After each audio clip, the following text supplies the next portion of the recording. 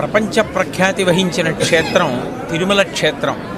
మళ్ళీ తర్వాత ఇక్కడ ఈ గోదావరి నదీ తీరంలో ఈ వాడపల్లి వెంకటేశ్వర స్వామి వారు సాధారణంగా మనకి కనపడే వెంకటేశ్వరమూర్తి కన్నా భిన్నమైన రీతిలో ఇక్కడ దర్శనమిస్తారు.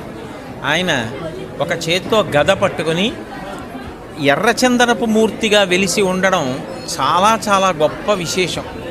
అసలు ఎప్పుడైనా గ్రహదోషాలు వస్తే ఎర్రచందనాన్ని స్వామివారికి అభిషేకంలోనో లేకపోతే అలదడమో చేస్తూ ఉంటారు.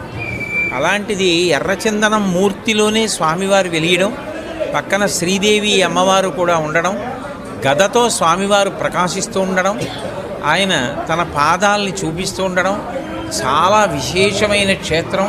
దినదినాభివృద్ధి చెందుతున్న ఈ క్షేత్రం ధర్మానికి గొప్ప ఆలంబనం కావాలని, రాబోయే కాలంలో ఇంకా ఎంతోమంది భక్తులకి ఇది ఆశ్రయం కావాలి.